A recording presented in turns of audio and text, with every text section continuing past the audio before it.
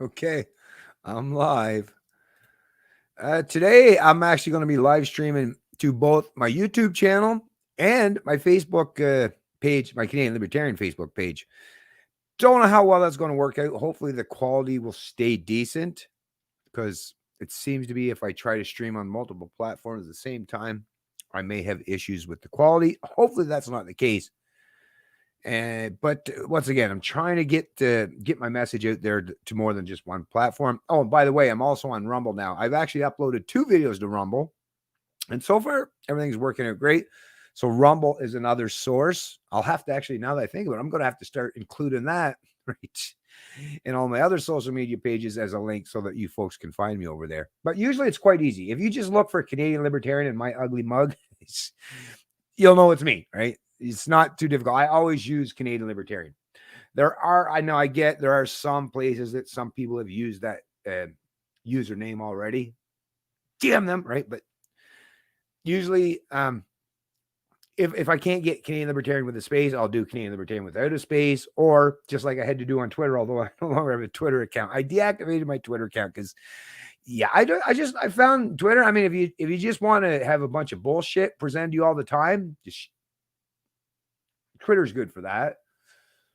But in terms of like, did I ever find many people in terms of outreach? And Twitter was the least effective, least useful social media tool for me. So that's just, to me, it was a no brainer. If I'm going to give up one of the social media platforms, one of the dominant platforms, especially the ones that are trying to attempt to silence and bully and intimidate people into falling in line for some reason, like, yeah, Twitter's the one.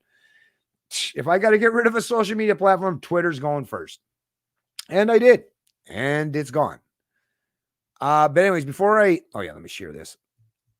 I was listening before I continue on too further, and this is just like I say, it's going to be a part 2, and of course, it's an AMA. All my stuff I don't put in it. It's an AMA. Ask me anything, but of course, it's always AMA because I care about what you folks have to say. But yeah, I was listening to this radio program. Which one was it? Here we go.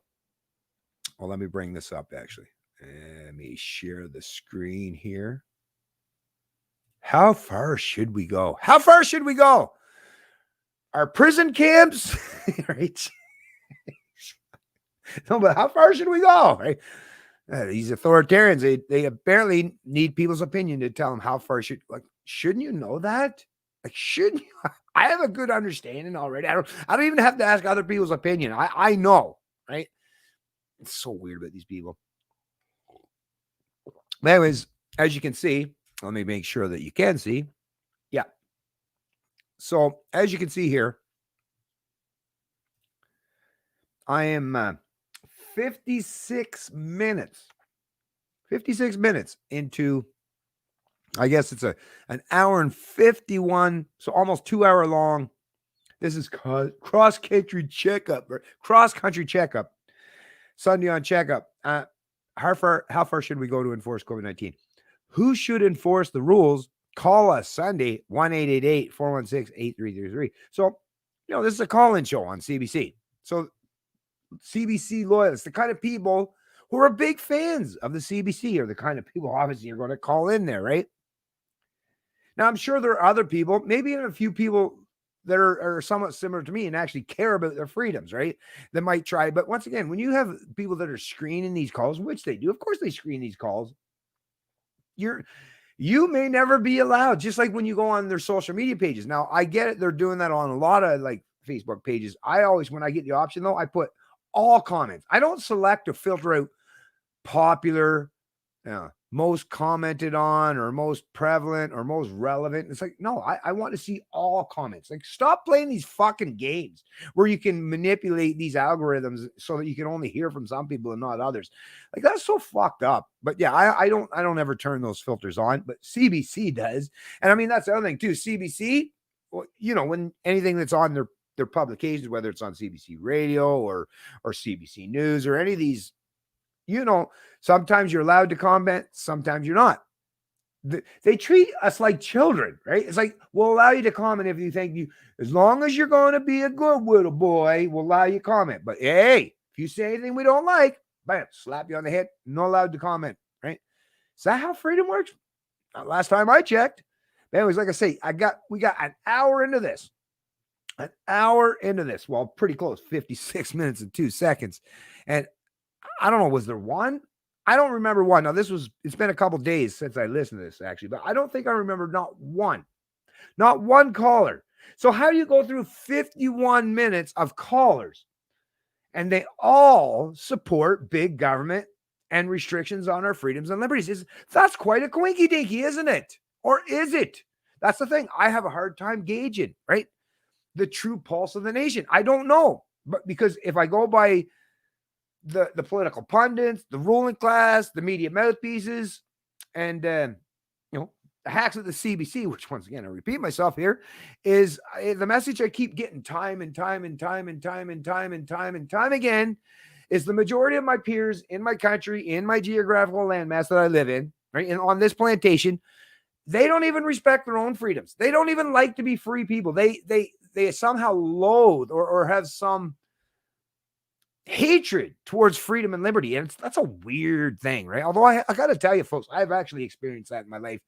Not necessarily for them, though, but I have seen where it's like when people see other people acting freely, it bothers them somehow. That's what I've seen. People in Canada, I've seen this in my whole course of my whole life, and I always found it strange. It's a head scratcher. Why do you get so upset when you see other people living free or happy or prosperous?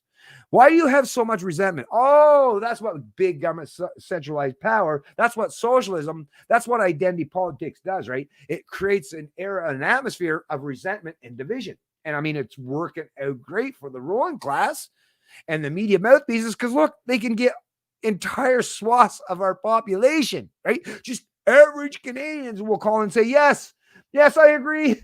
Yes, please, you must take our freedoms away. Please take our freedoms away. We just can't be trusted as adults to be free human beings. But for some reason, on the flip side of that, they're like, but we can trust us as adults to be in positions of power and authority where we have the ability or the arbitrary ability, right? The big gun in the room to control the lives of millions of people. That's okay. That's legitimate. But you taking care of yourself or thinking personally or responsibly or being accountable for your own actions, no, you just can't be trusted. You can't be trusted with your own freedoms. You leave that in the hands of big government and these CBC acolytes who are the promoters of such, right? That's the message I keep getting time and time again. So once again, back to the original question is, where the hell do we go? Where's our avenue of escape? Right? We got to have somewhere to go, folks. I mean, what do you do when you're constantly being inundated daily with a message that says, no, most of the people in your society don't respect your sovereignty, your autonomy, and your inherent and inalienable rights and freedoms. They don't want to respect them at all. Matter of fact, they're doing as much as they can and using that big, gigantic gun in the room to destroy and quash as many of your freedoms and liberties as they can. And to see that there's a big, large cheerleading section in Canada who apparently represents the mob, the majority, saying, yes, take those freedoms away. Although, you know, the reality, they're saying, no, take away their freedoms. They don't want people to take away their own freedoms, right? I mean, think about the psychology of a person saying, yes, please take my freedoms away. I mean, if you saw someone saying that, wouldn't you be like, something wrong with that person, man? Maybe they belong on the 10th floor of the Centennial Hospital in Scarborough. I don't know if it's still that way, but yeah, it used to be the insane asylum, more or less, or for people that had, disturbed mentally. And once again, nothing against those people, because matter of fact, I would imagine they're much more competent and intellectually wise than some of these hacks in the media, or at least it seems that way. Anyways, but yeah, an hour into a CBC program, and the majority of people saying, yes, please take my freedoms away. Although in reality, you know what they're saying. Like I said, it's like, no, take that person's freedoms away because they're experiencing wrong things. Me? No, I'm perfect. No, I never do that. No, that's just my opponents, right? That is a representation of the left's narrative these days, is it not? Is it not? Yes, it is. Oh, you wait till you see the next one, folks. As if I didn't think it was bad enough. There was supposedly the majority of Canadians support lockdowns and increased fines for the rule breakers, right? Canadians, like, yeah, like the message once again, even under that, is like, yeah, most of the people in your society, they hate you for trying to be free in any way, right? That's some pretty that's some cold ass fucking people, right? That's some freaking harsh reality, some shit to deal with for sure. But then to hear stuff like this, and once again, I just can't help but point out, once again, a publication, an article of the National Post, fucking fucked up or what? Anyways, before I get into it, I'm definitely going to do it, but I just want to see what's going on. And actually, let me pull up my Canadian Libertarian page and see if it does say that I'm live. Okay, so let's see how this is working out. See how the quality. See what the quality. Oh, there's one person. Let me see. Can I hear me? Oh, a publication. One person. An article of the National Post. Okay. Fucking fuck up or what? Anyways, before I get. Okay, so there is at least one person on the YouTube side of things. I got what do we got here? I think like a dozen, 14 apparently now. One person watching on Facebook, but I don't know. Whatever. I guess I get it. Oh, this was a cool thing. I wanted to show this. Oh no, do this. Back. Share screen. Yeah, so there's this now, folks. And yeah, I just finished recording a standalone video and check that over the next few days where I covered this. So I'm not going to, deal with it for too long because, like I said, I just created a standalone video dealing with this particular article. I mean, look at this. Once again, another big message being sent out to we Canadians. And once again, out of the National Post. Canadians want online hate and racism curbed, even at cost of freedom of speech. I mean, what's more important than your ability to speak freely? I mean, come on, because especially, I mean, and when you're talking about speaking, right? Speaking, just words. Don't you remember when we were kids, like sticks and stones will break your bones and names will never hurt you? I mean, that's just so, and we all know this instinctive. We all know, or we should as adults. I mean, if we understood it as kids, we should at the very least be able to understand it as adults, right? But apparently, the mob or those who were representation of the Canadian population today, I can't help pointing this out. And once again, no, I don't care about the color of your skin and all this stuff, but I can't help but think that, Canadian demographics have been shifting. Although, once again, I'll still point out, to me, it's not even a matter about like, newcomers or immigrants that are coming to this country who, and I mean, we know this, there's apparently a substantial portion of that subset of society who apparently don't respect freedom and liberty either. It's like, well, then what the fuck did you come to this country for? I don't understand that. What was the reason behind that? Weren't you trying to escape the oppression and suppression of freedom of speech in some of your foreign? Don't you appreciate this stuff, right? Or some of the domestic Canadians? And I think there's I would imagine, I can't help but hope. I don't like to hope to think this, but I can't help but think internally when I'm thinking about this, is it's actually a bunch of people that look just like me. Not specifically, because they could never be this good looking. I'm just kidding. But that's a joke. But people who share my same skin color, heritage, and background are the ones that are all about suppressing freedom of speech. Because once again, they're trying to dominate the narrative. They're people of our own ilk, people of our own extended family, even genuine family. I'm not talking about the collective sense. I'm talking that can't stand us and what we represent, and they are the ones that are putting forth these notions, because that's a reality too. So, is it the demographical shift that's taking place in especially, even under Harper regime, where we're talking hundreds of thousands? I think even under Harper was 250,000 per year. So, it doesn't take that many years 3 years under the Trudeau regime with 350 plus thousand people. So 1 million people in 3 years. And like I say, that's been happening. The decrease or the ramp up in the suppression of speech, it's definitely it's been in recent times, in recent years, right? And once again, the fact that you're bringing people to this country from areas or geographies that didn't go through the Enlightenment era. They didn't go through that Enlightenment era. Sorry, they didn't, right? Somalia, Syria, Nigeria, or some of these places. And once again, it's nothing against these people. Don't try to play that fucking game with me. But these people never went through the Enlightenment era. They have no fucking firm grasp or understanding. They haven't had that knowledge passed down to them generation after generation. So, of course, that's a contributing factor. And once again, nothing against them. The problem at the end of the day, folks, you can get mad at whether, like I say, it's the people that are external immigrants come to this country, or your own domestic, the peeps that look and share the same skin color heritage as you. This is the problem with democracy or majority or mob rule. When the mob, when the majority says that we don't respect your sovereignty, your freedoms, and your liberties anymore, well, in a democracy, well, that's when all those freedoms and liberties cease to exist. Well, of course, there's one way to counter that. But that only one way to counter that is to have at least a substantial portion of that population who's willing to fight in defiance of those suppressions and in defense of those freedoms. But we're not seeing that today. It's just a small minority of people like myself who are out there trying their best. Now, yeah, I'm not out there in the physical realm because, once again, and I'm never going to be. Well, not in this current world that I live in, because I'm not a martyr. I'm not going to sacrifice I don't sacrifice myself for any concept of the greater good. I will do it for people that I care about, but not for just whatever, right? Sorry, you don't get to write a blanket statement and Bennett becomes a martyr for whatever, right? No. But that's how the central planners want us to think, is whatever they come up, whatever they construct in their mind, you must be willing to sacrifice your sovereignty, your individuality for their concept of the greater good. But I mean, is this true? I don't know. Do Canes really want online hate curbed, even if it means completely destroying our ability to speak freely? Is that really true? Could that possibly be true? And think about how it's even being laid out or presented to us in terms of the political realm.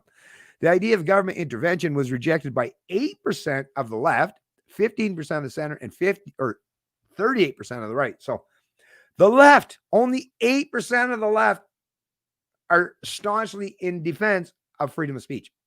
And it is those people who would have been historically identified on the left who are fighting for LGBTQ rights, women's right, the feminists, right? They would have all said, have you ever heard of these right-wing feminists, right? No, all left, right?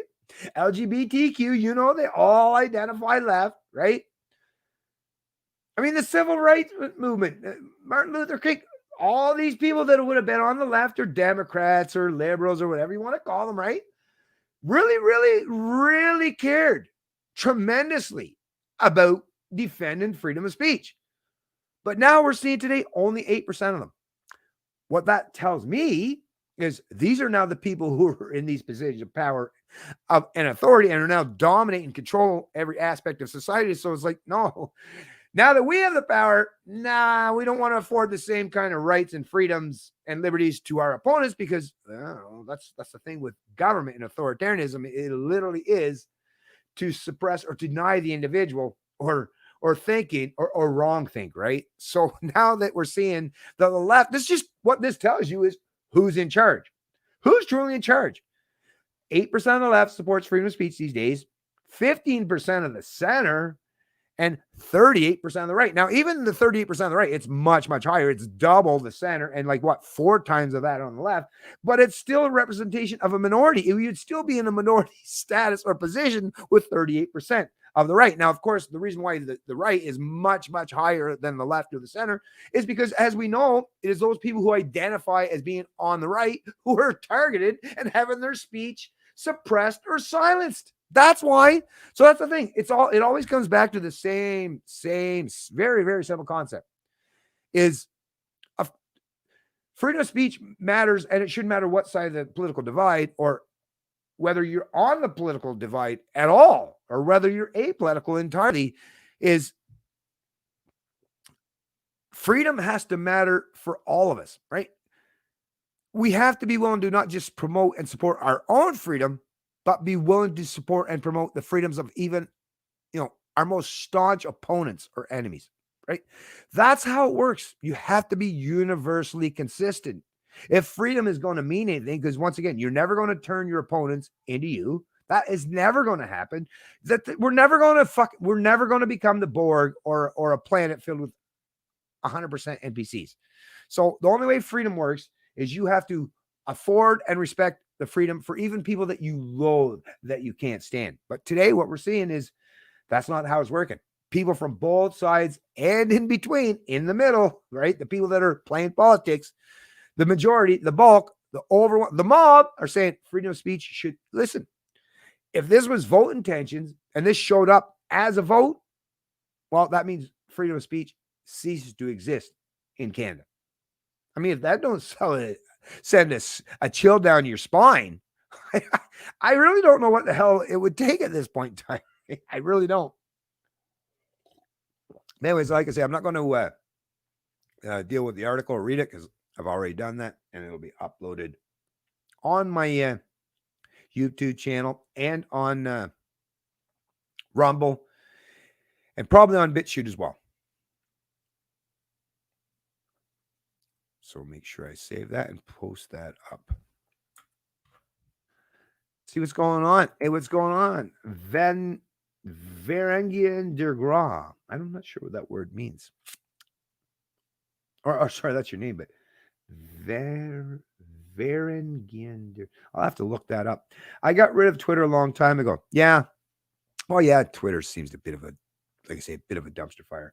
Thomas Olson. COVID-19 has a polymerase that prevents mutations. Either we are being lied to about the new strains, or we handled this so badly that we made these strains with our ineptitude. Once again, I'm not sure on the technical aspect of that. That's something that's outside the purview of my knowledge, and I definitely I'm humble enough to not delve into something that I'm not knowledgeable on. But you may be right, you may be wrong. I'm not sure. Hey, what's going on, Rectitude Media? What's going on, my friend? Is one hell of an Orwellian world we live in. Is it not, right? But to me, the part that's driving me nuts is knowing this and seeing this as it's being presented to even the unsuspecting masses is, where are the unsuspecting masses? Now, I will say I've seen my Canadian Libertarian Facebook page grow a little bit. I mean, I do continue to grow. My YouTube page, actually, it's dropping off continually. I'm not gaining more subscribers than I'm losing.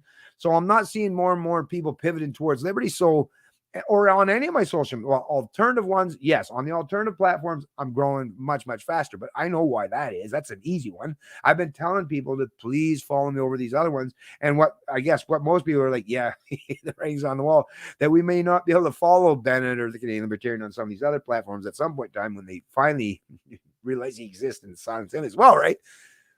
But on the dominant platforms, I'm not seeing any growth. So how effective are we being? I don't know. Not very effective. It doesn't seem that way anyways.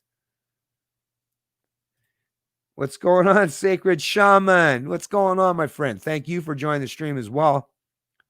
Yeah. Hey, Mitchell. Hey, I have not seen Mitchell in a long time. How's it going, my friend? Actually, were we supposed to? Sorry. If you want, though, we should maybe do another a chat, because you've been working down at Mises, I believe, and contributing to the Mises Institute. And kudos and congrats to you on that there, Mr. Mitchell Foley. But yeah, reach out to me sometime on our typical, I think it's Facebook that we communicate with. But yeah, reach out to me sometime. Maybe we'll have a chat there at some point in time in the near future. But thanks for joining the stream there, Mitchell.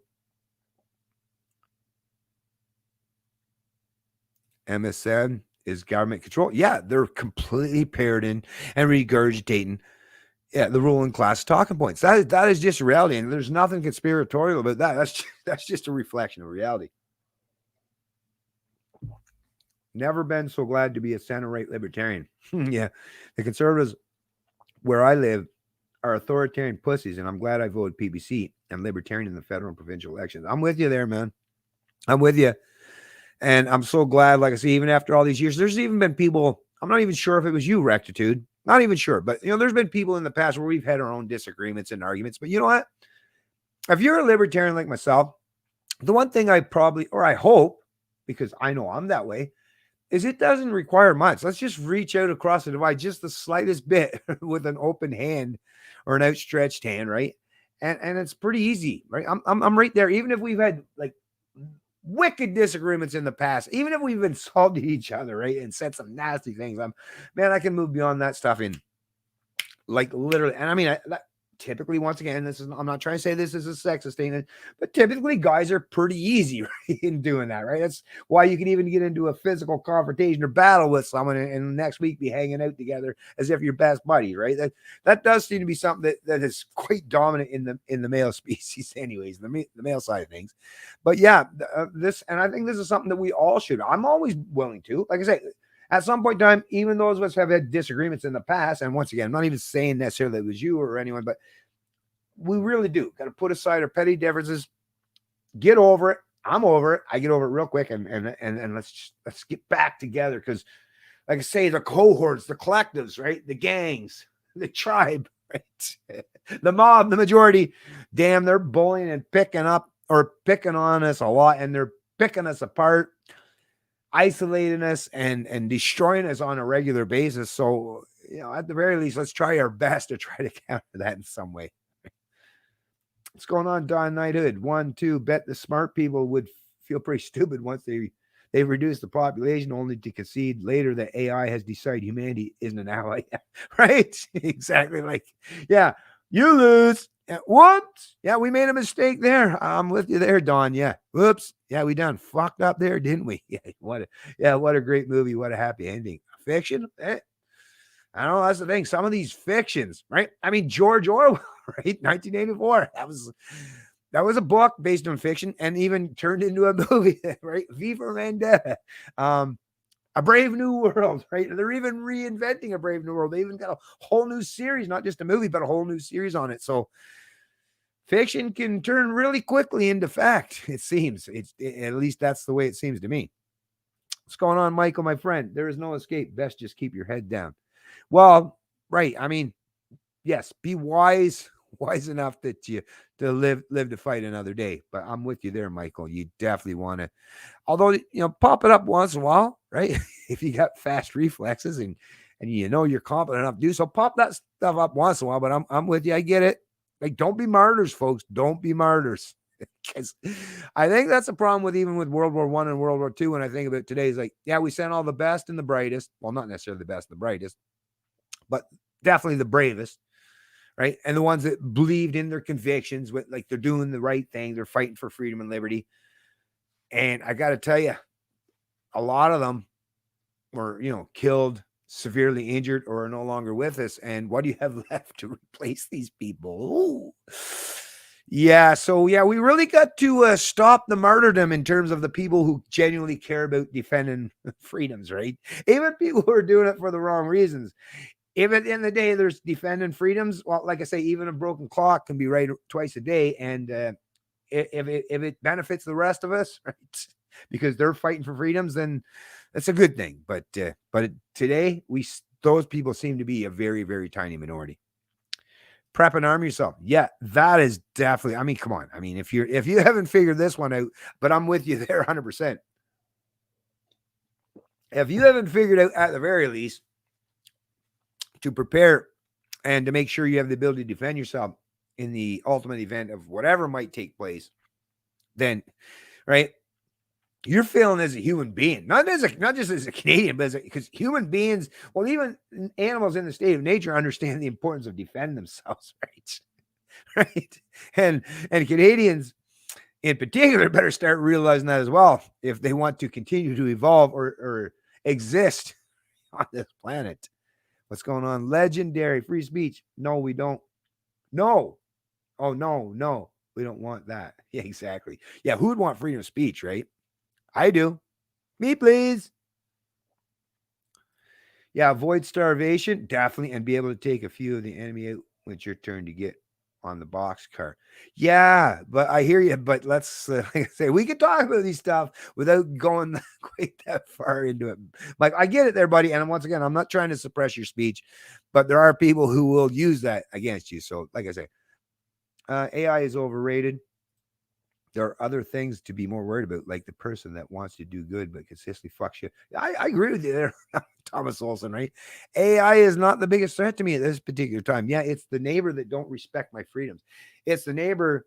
Now, luckily, I don't think I have that neighbor on the other side, maybe, but this side, I think I'm okay. But But yeah, it is a thing that you have to worry about and concern yourself today, which makes you think of imagine living under Stalin, in communist Russia, or Hitler in Nazi Germany, or Mussolini in fascist Italy.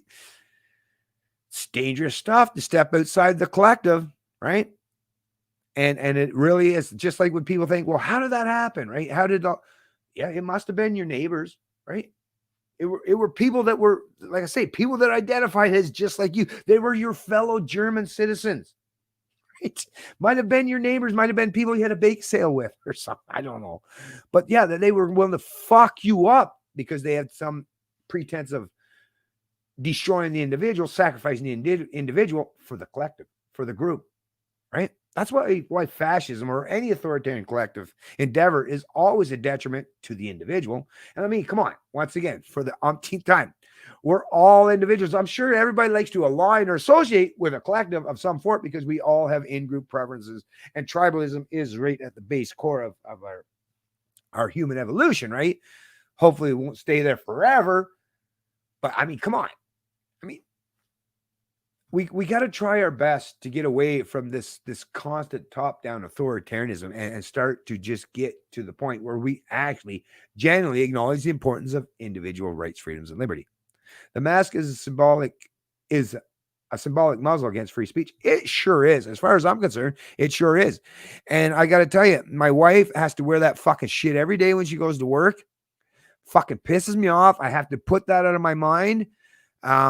Even when I see her and like she comes out of the store or something, I don't even want to look.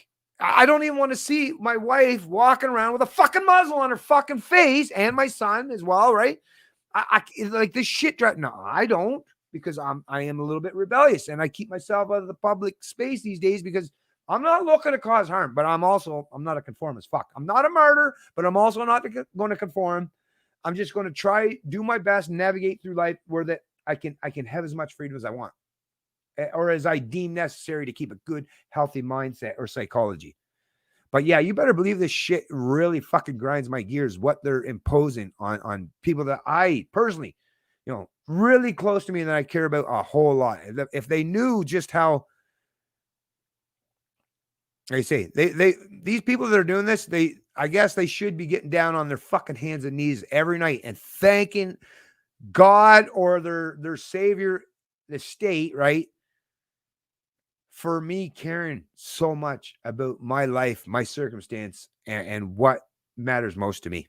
Because if I ever got to the point where all that stuff ceased to exist, run, motherfuckers, run. No, but seriously, come on. Anyway, I think I seen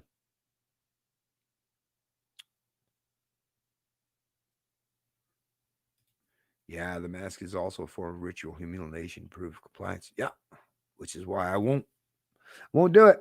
Be a fucking few, I'll tell you that right now. We got to be careful. We got to listen. Like I say, I'm with you, folks. Come on. Some things don't even have to be said. I am with you. I am a defender of freedom and liberty. I always have been. I always fucking will be. But I don't. We don't even have to say that. I think we all know where we stand here. We don't necessarily have to say it. Well, at least those of us that kind of know each other, right? I think those PCP containers can be easily made into a gun. Okay, come on, guys. Don't do that here. Don't do that here, guys. Come on. Come on. You know this. And I get it. But what you want to give them an excuse to fuck my channels up? Come on. Don't give them no excuse to fuck my shit up. I'm one of the few people left who still has a voice, even though it's not resonating with people. And I know I'm like, there's only a few people that's allowed to, but at least I'm still here. Don't take me away entirely. Or you wouldn't, but give them excuse to. Don't you dare fight for freedom of speech, or we'll show how tolerant we are. Exactly. Don't you dare fight for freedom of speech, or we'll show how tolerant we are by beating you.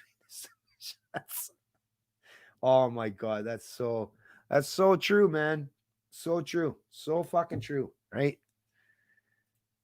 it's a sad thing that that's true. Anyways, let me get way down the bottom here because I'm getting far back. So John Hicks, we're all on the CIA watch list according to John Brennan. Nice.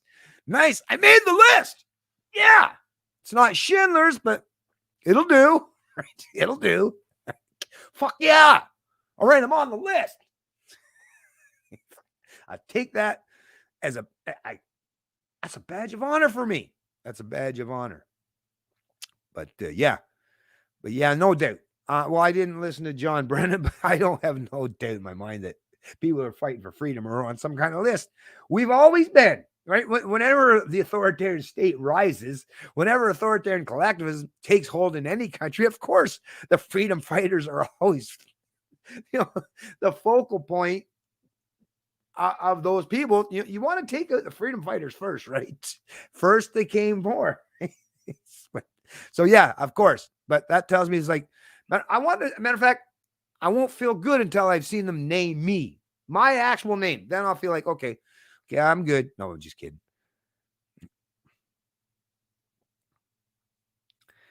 Yeah, no, I get it, man. Listen, I totally get it, and you folks get it. It's just we really, like I said, I just don't want to give them, and trust me, I gotta fucking bite my tongue on in a million ways and a million examples over the course of the years. I've had to, but that's why I'm still here. Right? It's why I'm fucking still here.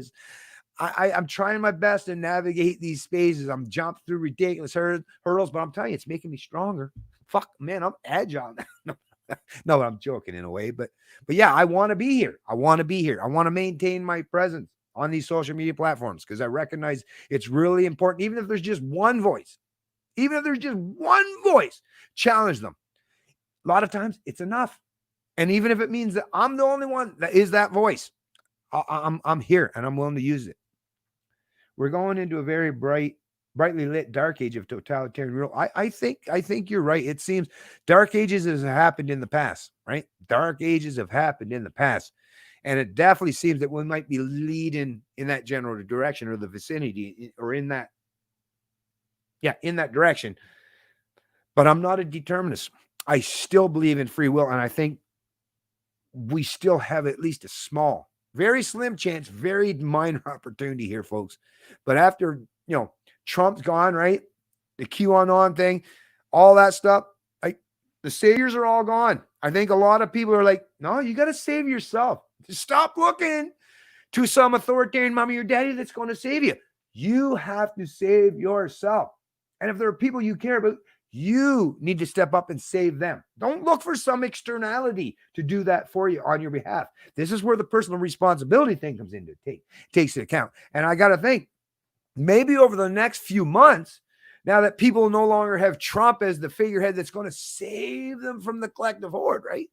Maybe they'll realize that, maybe I got to put more effort and work in and doing that myself rather than sit back on and relying on Trump or QAnon to do that for me. So we have ample opportunity, and that may very well be the case. The next few months, the first half of 2021 is going to send the messages and the signals that I'm going to receive and how I'm going to react going forward. Well, you'll definitely be privy to see how that all plays out. But it's going to be profound, and that's why I'm really, really back to, once again, paying meticulous and close attention to what's going on, because I want to know, how to react, right? I want to be out front and be able to be one of those people say, whoo, that was close. I want to be the one saying, yeah, they didn't get me, but it was close. But luckily I was out in front and wise enough to get out of the way as they were barreling down, advancing on me. And that's why I try to do for a lot of you folks too, is we got to make sure we're at least far enough out in front that we're going to be able to escape, even if it's just with just barely by the skin of our teeth, but we're going to be able to escape the kind of oppression that they're constantly trying to impose on us, right? Or at least as best we can. Scrolling back up, I'm going backwards now, but it's all good. Can it be possible that this whole hoax can be to prepare the planet for something that will require their restrictions become of some sort of fallout?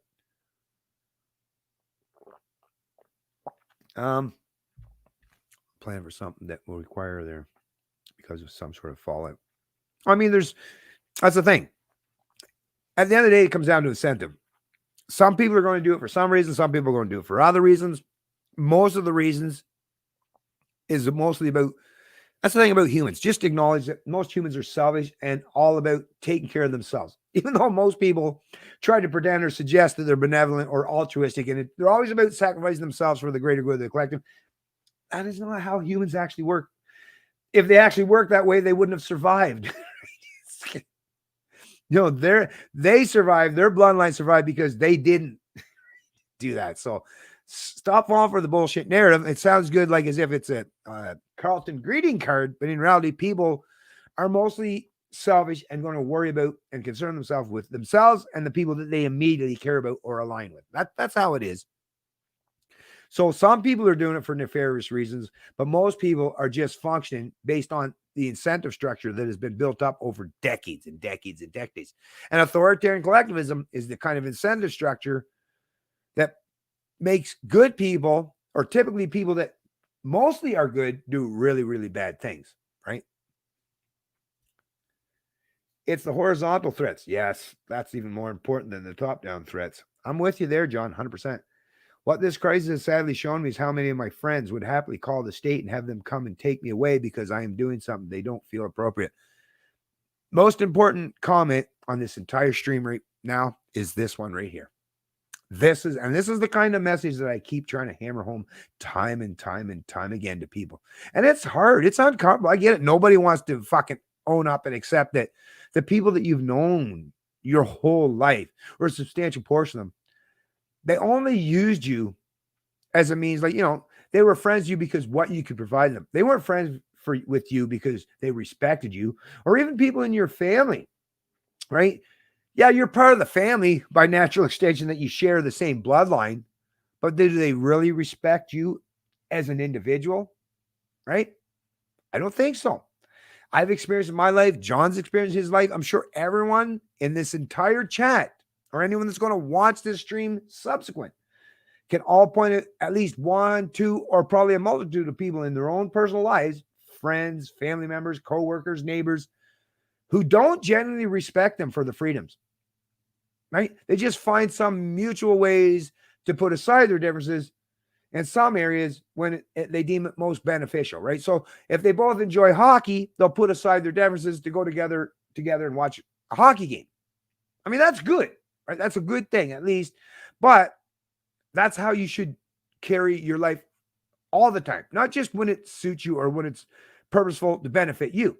You should respect other people's sovereignty, even when it's not conducive or beneficial for you to do so.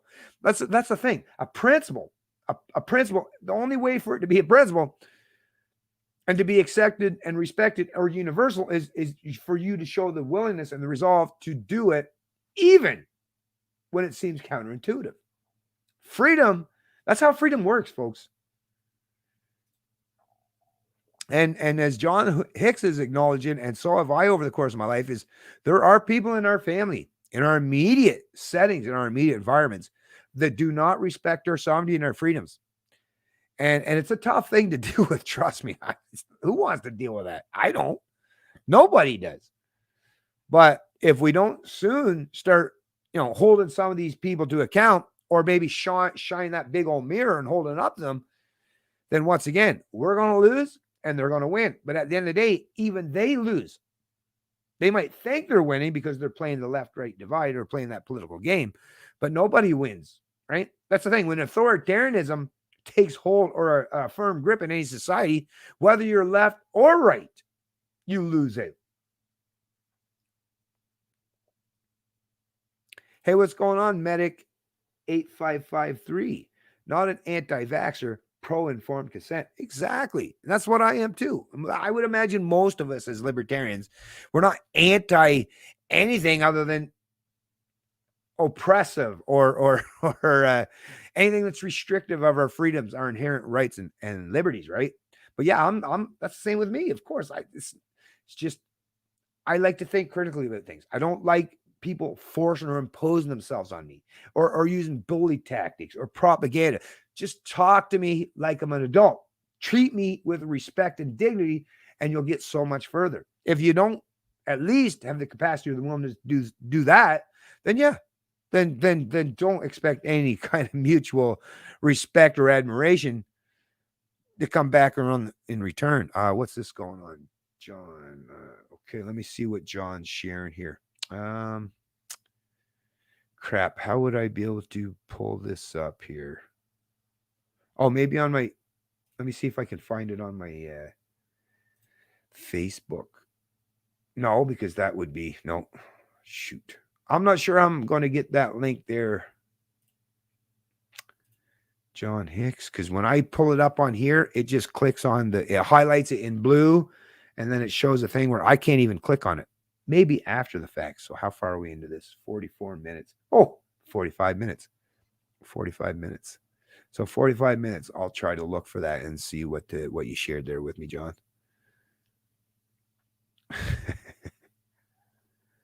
Pro-choice regarding vax. Yeah, me too. Me too. Me too. Okay, so what else was I going to cover here? Because, yeah, there's lots of stuff to deal with. So I was covering...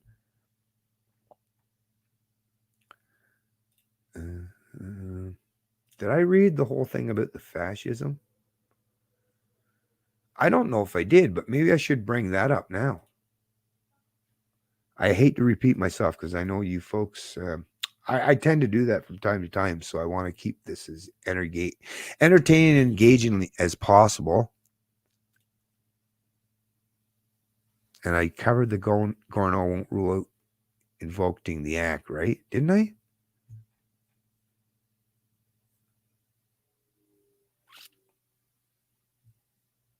I did, right? I did cover this.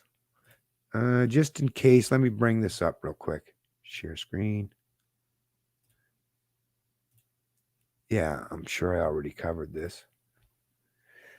Gardo won't rule out invoking emergency act to limit pen. Yeah, pretty sure I did.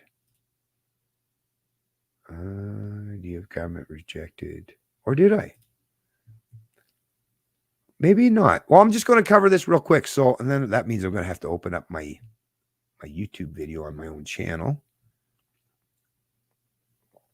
Yeah, this is interesting. And I do give permission, anyone that's watching this stuff, I give you permission to download, as long as you don't edit it or leave it in its entirety. What I got to say, attribute it so that I get, it's my channel.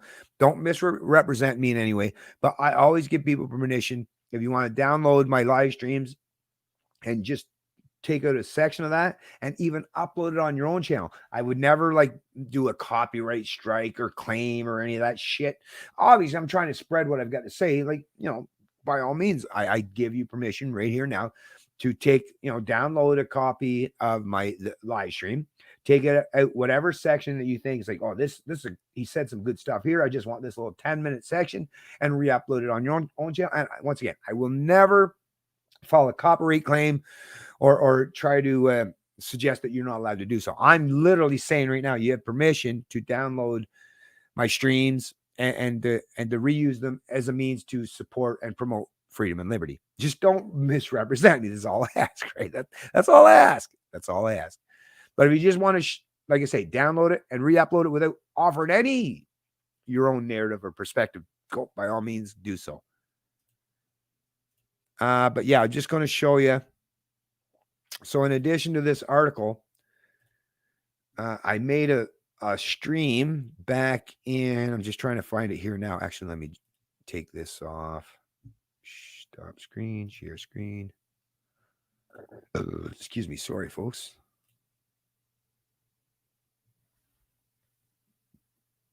Okay, so here we go. So this is my Canadian Libertarian YouTube channel.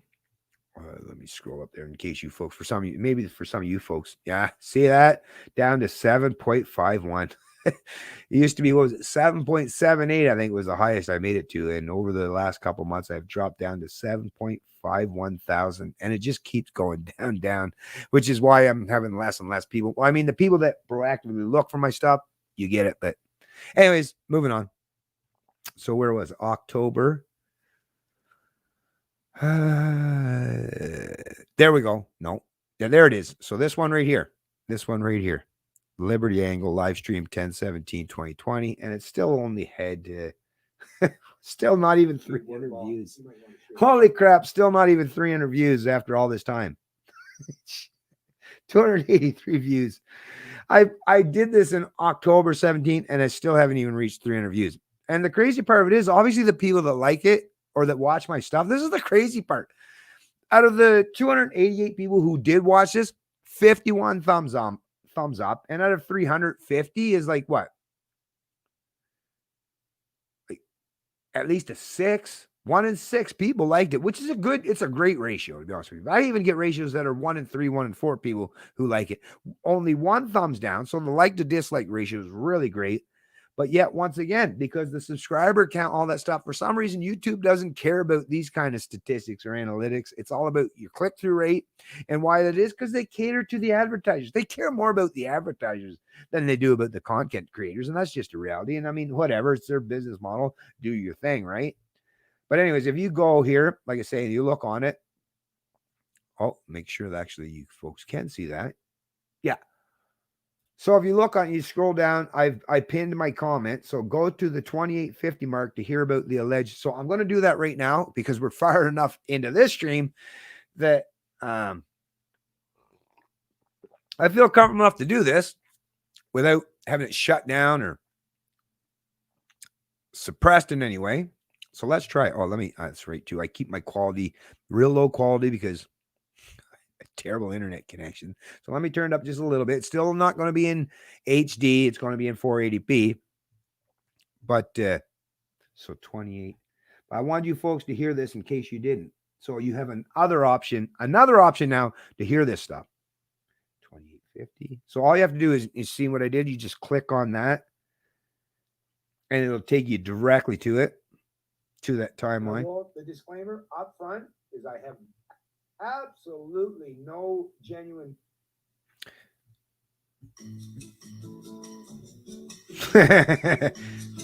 Now I get my weed from Man in Apartment 6B, thanks.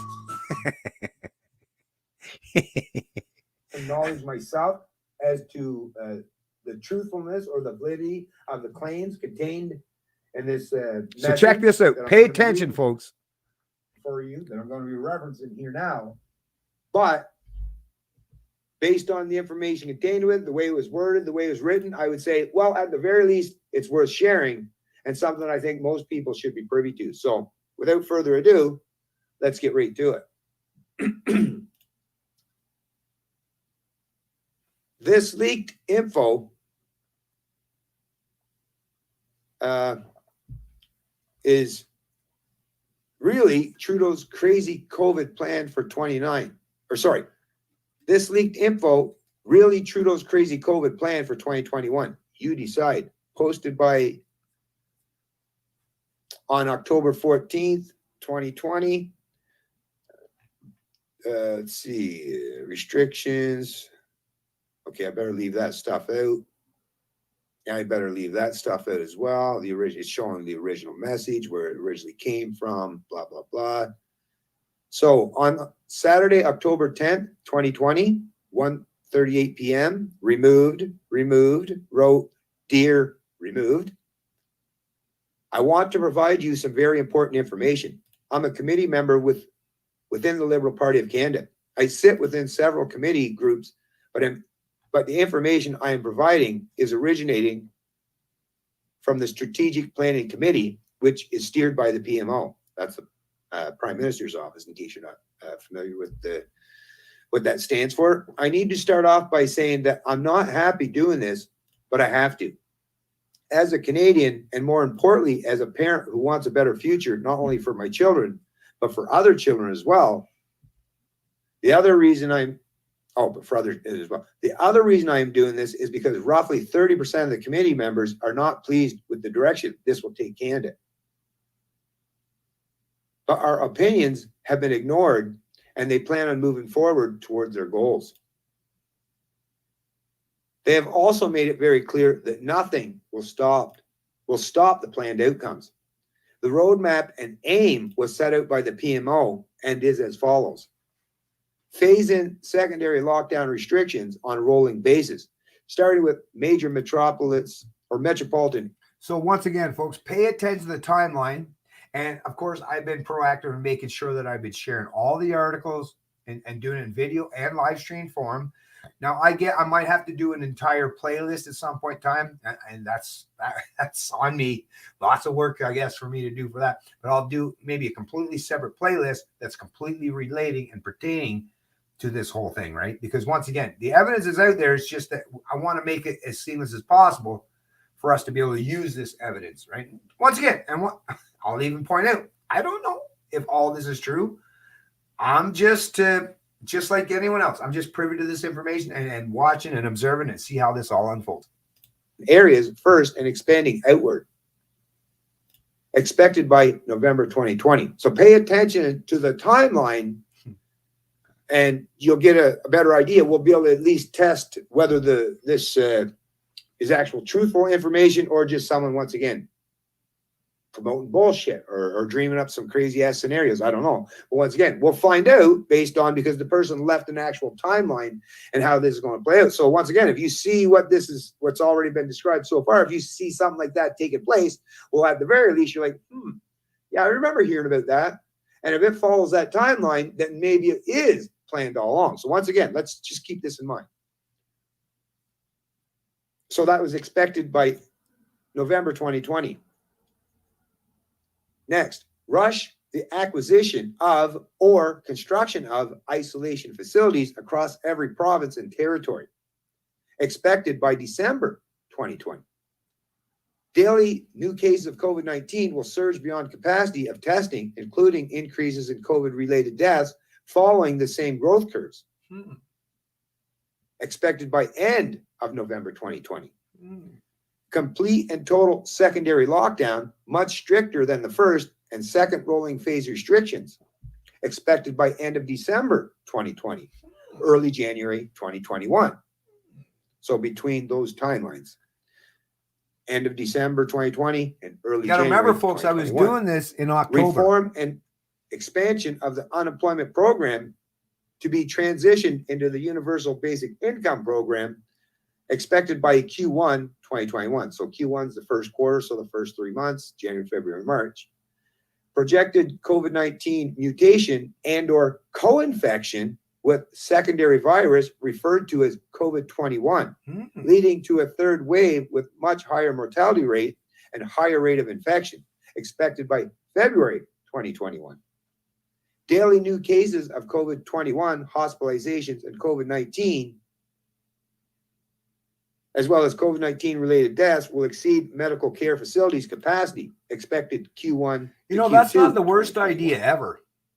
Matter of fact, that is the leftist tactic. As third lockdown will be good thinking there, Thomas. Full travel restrictions will be imposed, including inter-province and intercity, expected Q2 2021.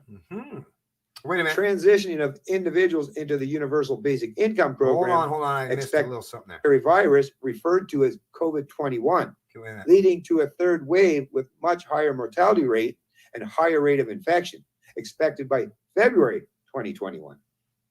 Daily new cases of COVID-21, hospitalizations, and COVID-19,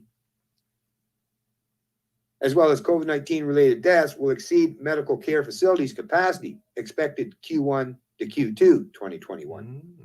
Q2. Enhanced lockdown restrictions, referred to as third lockdown, will be implemented. Oh, by the way, Q1, so I would imagine most of you people understand these timelines anyways, but for those of you who don't, so Q1 means the first quarter of the year, which is January, February, March. So every 3 months is considered a quarter in terms of when they do these reporting. So Q1 is January to March. Q2 is April to June. Q3 is July to September. And Q4 is October to December. So just so you know. Full travel restrictions will be imposed, including inter-province and intercity, expected Q2 2021. Full travel restrictions expected to be imposed by Q2. So Q2 starts, like I say, after March. So April, March. Well, I mean, March is the end of Q1 and the beginning of April. April would be the beginning of Q2. And once again, so back to this article that I was talking about or referencing earlier, Um, where was that one?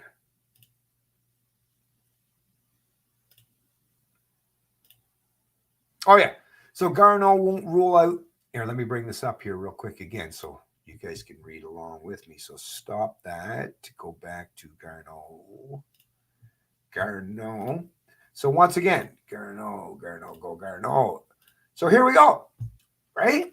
Garneau won't rule out invoking the Emergencies Act to limit pandemic travel. COVID-19 testing at land borders also being considered, Foreign Affairs Minister says. This being reported by Riza Patel, January 24th, 2021. So that was what, just yesterday, the day before? Just yesterday.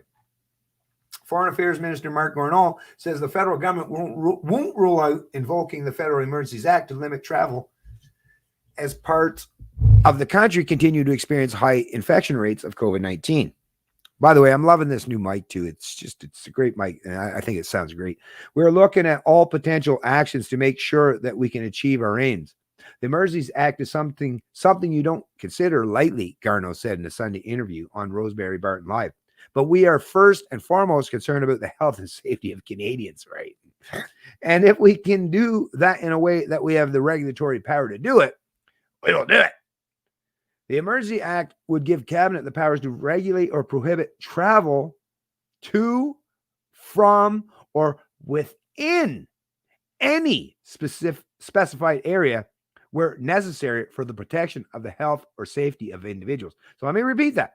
The Emergency Act would give Cabinet the powers to regulate or prohibit travel to, from, or within any specified area where necessary for the protection of health and safety of individuals. On Friday, Prime Minister Justin Trudeau urged Canadians to rethink all travel plans inside and outside Canada's borders, particularly as March break approaches. Particularly as March break approaches. What they say? Q2? And when does Q2 start? Like the beginning of April, the end of March. I don't know. Once again, I'm just a nobody, folks. I'm just a lowly Canadian living in New Brunswick that got a computer and access to a tremendous amount of knowledge and information and a pretty good head on my shoulders to figure things out. And it's always worked out really well for me. Matter of fact, I could build really complex engines and stuff. So I seem to be really good at problem solving in almost every area of life I've ever tried to attempt that kind of endeavor. And once again, I'm just saying. I'm not a conspiracy theorist. Never played one on TV. Matter of fact, don't even have a tinfoil hat. But I don't know. I know how to read. I know timelines. I know math. I know all that stuff. And let me just continue on. People should not be planning non-essential travel or vacation travel outside the country, particularly because, as I said a few days ago, we could be bringing in new measures that significantly impede your ability to return to Canada at any given moment without warning, Trudeau cautioned. Okay. All right. Last night, I had a long conversation with the premiers about a number of different options that we could possibly exercise to further limit travel and to keep Canadians safe. And we will have more to say on those in the coming days. Oh, yeah, I'm pretty sure they will. The writing's on the wall, so to speak. When asked by CBC's chief political correspondent, Rosemary Barton, oh, you mean Trudeau's fucking, that chick loves Trudeau so much, right? She probably goes home. Anyways, don't even get into that. When such plans would be announced, Garneau said the measures are in very active discussion. Very active. They're in very active discussion. I'm not going to predict when or what, but I can tell you that we are very seized with it in our government. So it seems to be quite dominant and something that they seem to be overly concerned about. So once again, the minister also said Canada's looking at implementing COVID-19 testing along the Canada-US. Oh, yeah, this kind of goes on to a different thing. But anyways, so there's that. So there's that, folks. And y'all make sure to place this in the link in the description of this video or this stream. But you want to listen to more? I think it's probably wise that we listen to a little bit more how this may possibly unfold. Once again, disclaimer, I have no idea whether this information is truthful or not, but I definitely know how to observe what's taking place around me. Transitioning of individuals into the Universal Basic Income Program expected mid Q2. Whoops, sorry. I got to bring that up here.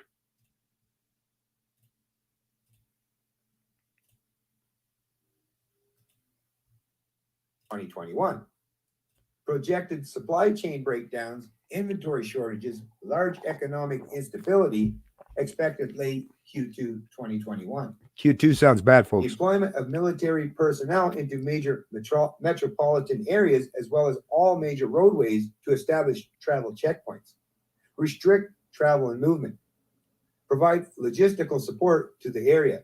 Expected by Q3 2021. Now, when we were talking about the military aspect of that, I don't have that on this particular.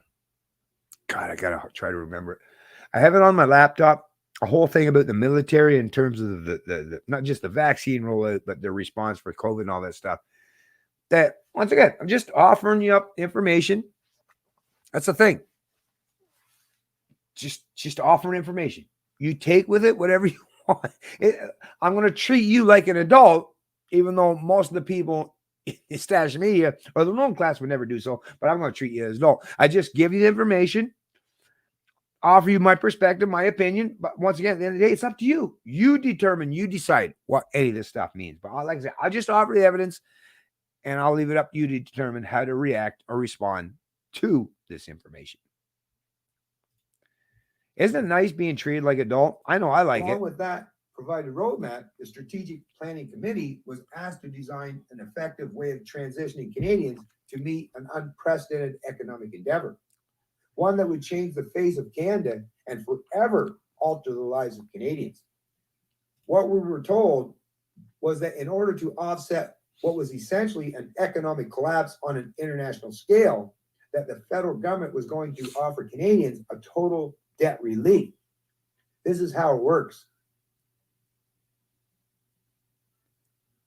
The federal government will offer to eliminate all personal debts, mortgages, loans, credit cards, etc., which all funding will be provided to Canada by the IMF, that's the International Monetary Fund, under what will become known as the World Debt Reset Program. Yeah, that's true. In exchange for acceptance of this total debt forgiveness, the individual would forfeit ownership of any and all property and assets forever. The individual would also have to agree to partake in the COVID-19 and COVID-21 vaccination schedule, which would provide the individual with unrestricted travel and unrestricted living, even under full lockdown. Though the use of photo identification referred to as Canada's health, through the use of photo identification referred to as Canada's Health Pass. So Health Pass. Now, of course, so I will just add, folks, that you may want to be taking down some of these key words that they're using in this, because once again, this is information. Once again, don't know if it's true or not. Could be just someone writing up a fictional story. You know, some people have very inventive and creative imaginations, but at the very least, it'd be wise and prudent, which is why I'm going to keep this information in the back of my head just in case. Because if stuff like this starts to unfold, well, once again, especially along these timelines or in that kind of order, well, then that's some information. Like I say, if you're privy to that information, well, it's going to give you a leg up over the rest of the peers in your society in being better prepared, or what you should do as a consequence of knowing that this may come to light. So Health Pass, folks, Health Pass. Committee members asked who would become the owner of the forfeited property and assets in that scenario. And now that this information has come to light, it might not be called Health Pass. It might change, but if there's something that's a Health Pass. Let me read that again. Sorry. Committee members asked who would become the owner of the forfeited property and assets in that scenario, and what would happen to lenders or financial institutions.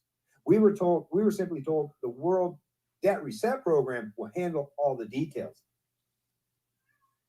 Several committee members also questioned what would happen to individuals if they refused to participate in the World Debt Reset Program, or the Health Pass, or the vaccination schedule. And the answer we got was very troubling. Essentially, we were told it was our duty to make sure we came up with a plan to ensure that would never happen. We were told it was in the individual's best interest to participate. When several committee members pushed relentlessly to get an answer, we were told that those who refused would first live under the lockdown restrictions indefinitely. And that over a short period of time, as more Canadians transitioned into the Anarcha Rika. Rika the anarchist. So nice to see you in the stream, Rika. Safety. Really happy to see you join the stream today. Relocated into isolation facilities.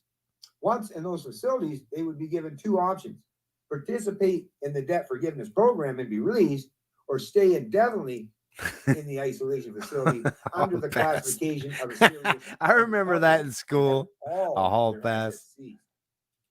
So as you can imagine, after hearing all of this, it turned into quite the heated discussion and escalated beyond anything I've ever witnessed before.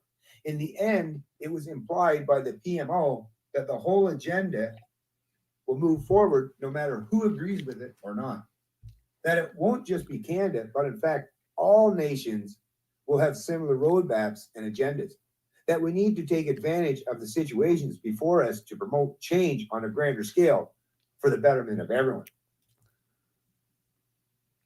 The members who were opposed and ones who brought up key issues that would arise from such a thing were completely ignored. Our opinions and our concerns were ignored. We were simply told to just do it. All I know is that I don't like it, and I think it's going to place Canadians into a dark future. And then there's just, it shows the date of October 14th. There's a couple other details that, like I said, I'll keep that private. So there you go, folks. And once again, I've shared that twice, and they're still up there. My videos, my streams are still up there and available, which is why I'll even suggest right now, if this kind of information matters to you, you think it's important, and it's something that you should keep a record of, then just download a copy of my video, of my stream, or at least this portion of it, or the letter itself. If you received a copy of the letter, or even if you got someone else that is reported on this, because other people have as well. Luckily, I have some great friends, and a friend that I won't reveal his name, but did share this with me, and I felt that it was important enough, and I trusted this person enough that they wouldn't share this information with me just willy-nilly, right? So that's why I covered it. But yes, if this stuff matters to you, and if you think that this is legitimate and this insider is genuinely whistleblower, this could very well. I mean, this person has the potential of being, your next Edward Snowden type, right? Or your Julian Assange. Not necessarily. Well, I mean, Julian Assange is a journalist, but this is someone that could be actually more Edward Snowden, someone that was an insider and part and parcel of government and had a conscious awareness moment where they're like, no, I just can't go along, right? And there are people like that who do exist. There are good people, right? There are a few, a very tiny sliver of them, but there are exceptions to the rule, which is why I always point this out all the time. Even people who work for the state or in big government. I won't throw everyone under the bus because I recognize there are some people who are genuinely just good people, and they'll do the right thing when they see that it's important to do so. Right? That's why it's so important for us to always respect and acknowledge the individual. Don't label everyone entirely just because they come from particular groups or tribes or organizations. It's all bad, because then you're just, matter of fact, it's counterproductive and counterintuitive in terms of standing in defense of individual freedom, liberty, and personal responsibility and critical thinking skills. But whether this insider, whether this is legit or not, I got to tell you, the way the timeline was set up and the way this message was presented, the information contained within it, the timeline, I got to tell you, folks, just based on me, and I'm very observant. Who's more observant than fucking I am in terms of what the hell is taking place out there? And it does seem, I got to say, and I would never lie to you. I would completely tell you if this was bullshit. I'd say, don't fucking follow it. It's bullshit. Just like the Q thing. I gave the Q people, I always give people, I'm the kind of person, I give you here.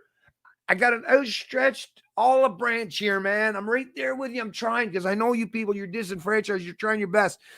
But how'd that work out, right? Fuck, if QAnon and all this, and don't worry, the plan is all set up, and it's all, well, then you fuckers are the worst planners I've ever met in my life.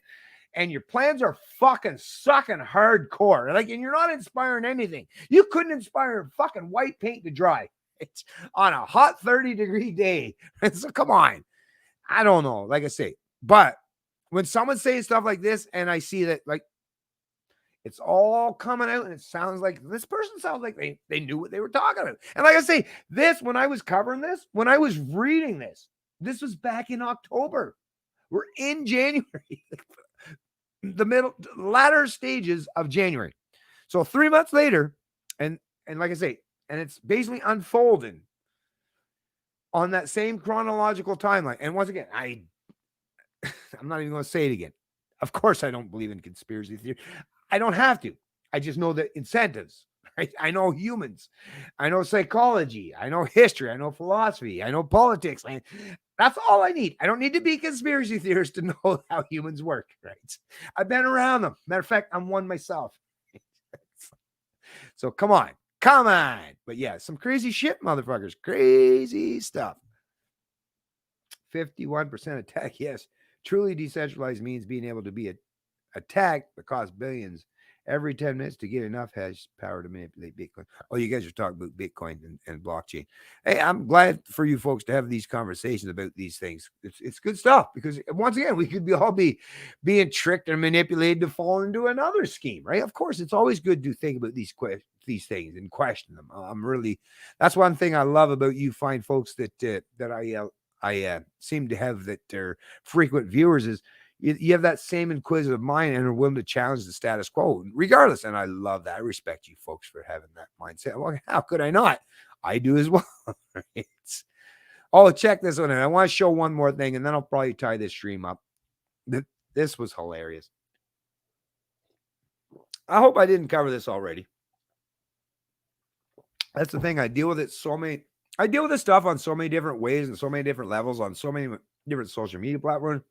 I talk to people in my immediate family, friends, well, not coworkers. I'm laid off at this particular time, but all kinds of people I'm talking. So it's like, maybe I should slow down and not impose myself with so much stuff. Maybe I'd be able to figure this stuff out a little easier if I didn't overwhelm myself to a point. But anyways, check this out. So let me bring this up. So this is out of Vice News. Remember Vice News? Shane Smith, Gavin McInnes, Shane Smith. Hey, Tim. You know Tim IRL? Or IRL Timcast, I think is what he calls it, right?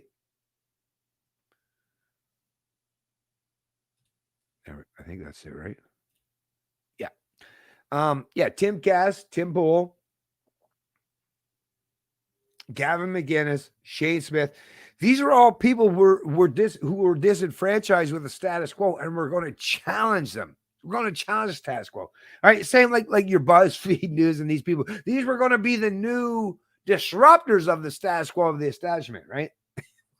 What have they turned into? But nothing more than just the newest iteration of the establishment. No wonder Gavin McInnes, no wonder Tim Pool. I don't know if Shane's still involved in this stuff. I suppose the color green's all he cares about at the most at the end of the day. But once again, it tells me that these publications who were supposed to be something to aspire, in particular, I would say the lefties among us, right? The liberals, right? The activists on the left side of the political spectrum, they were supposed to be the ones that were supposed to invigorate them and embolden them and inspire them to challenge the status quo and fight against the establishment. That was what Vice was originally set up for, right? Going to be the new dominant influence, especially in particular towards younger people. And look at what they've morphed into today. No wonder Gavin and Tim and anyone that's got any self-respect or self-worth have turned and pivoted away is because of shit like this. So this is out of Vice News, Vice.com, under the health section. As COVID worsens, here's what to do to protect yourself before you get the vax. Before you get the vax. Not if you're going to get the vax, but before you get it. Wear 2 masks and spend less time in the store. And keep your eyes on the prize. By Katie Wilson from Brooklyn, U.S. Wear 2 masks, not 1, but 2, and spend less time in the store and keep your eyes on the price. Oh, so countercultural, so rebellious. How inspiring. The 10 months since COVID-19 began spreading uncontrollably throughout the United States have felt so much, or so much longer than that. This partly stems from the way this pandemic has broken down into psychological or psychosocial phases, stages of anger, paranoia, produce bleaching, and ear-plugging denial of the fact in the face of mass death. Okay, where's this mass death? It's all old people. For fuck's sakes, where this? Can you show me some example where there's mass deaths outside of people who have morbidities, or are like extremely old and mostly living in long-term care facilities, right? Are extremely vulnerable individuals. Where's this mass death? It doesn't exist. Fuck. It was also made doubly hard by the fact that COVID has impacted different parts of the country at different times and different levels of severity. Couple all that with a total lack of unified federal response, and it's been a very splintered, almost year indeed. Fortunately, there's light at the end of the tunnel in the form of COVID-19 vaccines from Pfizer and Moderna, and others in the late stages of testing from AstraZeneca, Janssen, and Novavax. When the fuck did the left become a bunch of accolades, promoters, and supporters of big pharma or corporations? It's just so mind-numbingly like insane, man. Like, what the fuck is going on? And I'm sure if you're someone that's on the left, even you, I mean, some will follow along. It's just like, right, I got to do what they tell me to do. I got to say what they tell me to say, right? But I mean, come on, if you're on the left, it's like, aren't you quite like, what the hell? My body, my choice. What, that ceases to exist now? Now in the leftist discourse or in their vocabulary. So far, though, the rollout has been, let's say, less than stellar, with obstacles ranging from public opinion to logistics to supply to slow rollout of rules and regulations. And, you know, I guess the left just love them some rules and regulations these days, apparently. Meanwhile, the number of COVID-19 or the COVID cases continues to climb, and the prospect of new mutated COVID strains making it to the U.S. feels inevitable. I'm so scared. Long story short, we're still going to do this shit for a while. Let's see how they try to act cool. See, that's how you know, because Vice tries to always cater to and reach out to, like, in particular, millennials. They tried the Gen Xers, was like, yeah, you guys are fucking losers, especially after McGinnis. And like, sorry, Shane, you're a fucking weenie, man. Sorry, I hate to point that out to you. Do better. I don't know, you can try. Anyways, long story short, we're still going to be doing this shit for a while, man. So it's like, hey, I'm cool. Well, I'm using the word shit in my article. See how cool I am? And experts say we're going to need to make behavioral adjustments in the meantime. Yeah, all the cool people I ever looked up in my life always talk just like this. Here's the thing. We're so close. We're so close. While the actual end might not be coming as soon as we'd like, really, we are in a kind of home stretch, especially when COVID numbers have skyrocketed in the last several weeks. It's a better time than ever to remind ourselves to hold the line, and hopefully even more formal federal guidance is speedily on the way. Just hold the line, and our political authoritarian mommy and daddy, right, the formal guidance of Joe, Daddy Joe is going to step in. He's going to tell us how best we should react to this. Please, Daddy Joe, just like I say, just like the fucking the Trump acolytes or the people that look up to Trump is going to be their new savior, right? And once again, nothing against Trump. I'm not even trying to say anything bad about Trump. Don't even try that with me. But you got to acknowledge the kind of people who are looking up to some kind of authoritarian mommy or daddy, although it still seems to be daddy, right? They're still not using mommy. They're still not running to mommy. It still seems to be daddy these days. The left and the right. Hey, you know, right? Carl Jung, Sigmund Freud, any Jordan Peterson, any modern psychologist say, what does all this mean? Right? And it seems like both the left and the right. Hey, Jordan, what's this mean? It looks like the left and the right are looking for daddy. Right? They're looking for that order rather than the chaos. It seems, anyways, right? Because that's the message I'm getting from this one. The good news is that we know more about how. Okay. Oh no, the good news is that we know more about how COVID spreads than we did in March 2020. The even better news, none of the extra steps you'll need to take to keep yourself and your loved ones safe involves going to a Zoom birthday party. Keep up or revamp the tried and true precautions. If you're still avoiding lingering outdoors whenever possible, stay at least 6 feet apart from everyone you don't live with, sticking to your hometown or city, and wearing a mask anytime you go outside. Great! Keep up the good work. You are the person we'd all ideally be right now. It's so edgy, so countercultural. But for those of us who didn't win a good citizenship award as a 10-year-old, it's time to tighten up on all those safety measures once again, especially the ones we relaxed when COVID-19 cases dipped over the summer. So, yeah, that's just forget about you as the individual. Just conform to the lowest common denominator or the biggest fearmonger among us. And that's the message that I'm getting from the folks at Vice these days. And who was the contributor to this? This Katie Way, right? Yeah, Katie. Yeah, you're definitely no McGinnis. You're definitely not Tim Pool. Matter of fact, I don't even think you're even close to Shane Smith. I don't know who's taking over, but like I say, all this stuff, it just speaks volumes. It speaks volumes to me.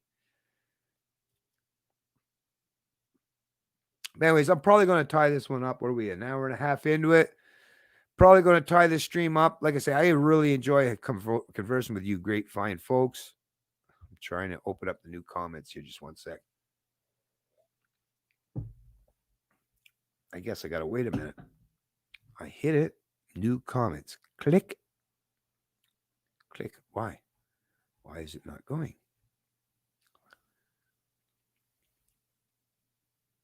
Mm-hmm.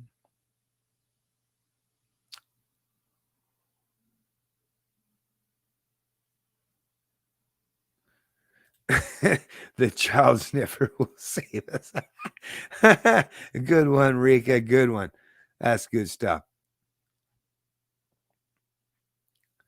Anyways, looks like you folks are just kind of doing your own little thing in the chat there today. But anyways, like I say, I'm going to tie this one up. Hey, thanks. Hey, I've never seen that one before.